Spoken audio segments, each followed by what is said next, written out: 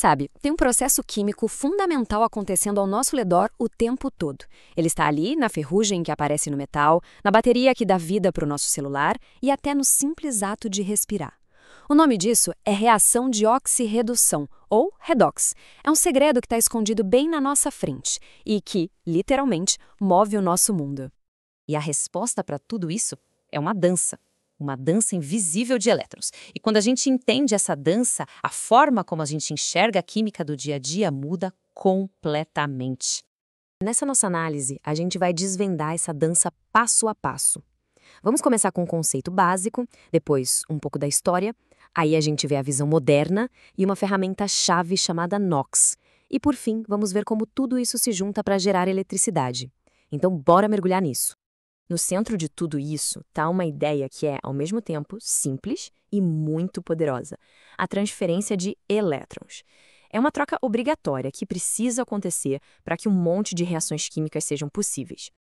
A melhor forma de pensar na oxirredução ou redox é assim: é uma parceria. Sempre que um átomo perde elétrons, tem que ter outro átomo ali, do lado, pronto para ganhar esses elétrons na mesma hora. Um processo não acontece sem o outro. Eles são inseparáveis. Mas como é que os cientistas chegaram a essa conclusão? Bom, a história toda não começou com elétrons, não. Começou com uma observação bem mais direta, ligada a uma coisa que a gente conhece bem, o oxigênio. Pois é, o próprio nome oxidação já entrega a origem de tudo. A primeira definição era bem literal.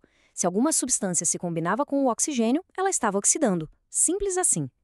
Era um bom começo, claro, mas a história completa era muito, mas muito maior que isso.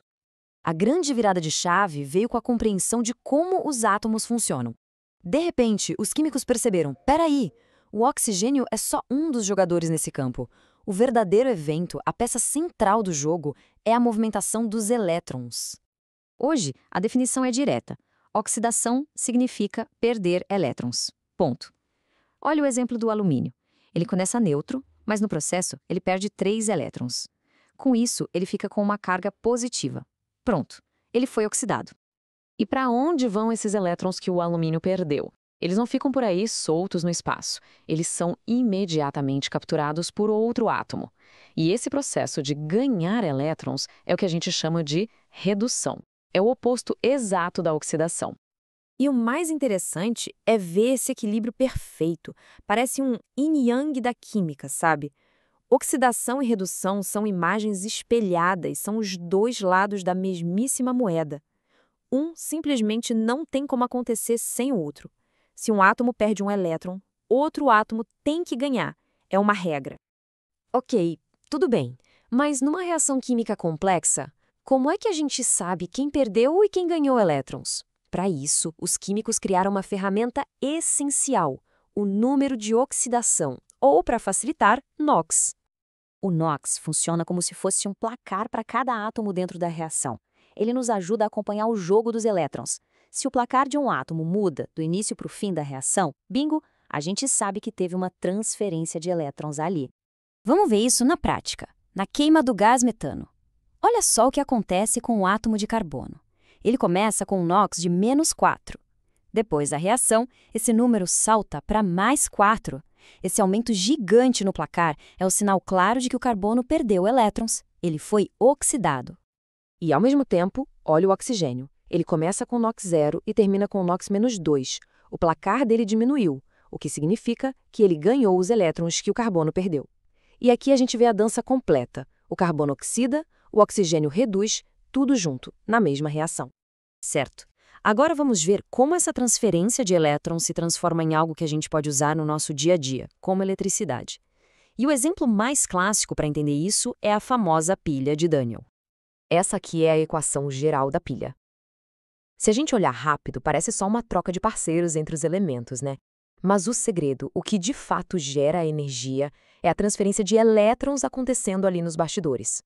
Vamos quebrar a reação em 2 partes para entender melhor. Primeiro, o zinco.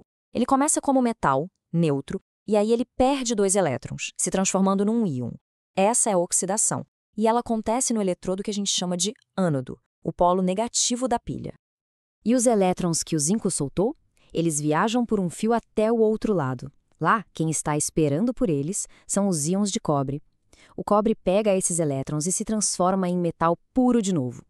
Essa é a redução, e ela acontece no outro eletrodo, o cátodo, que é o polo positivo.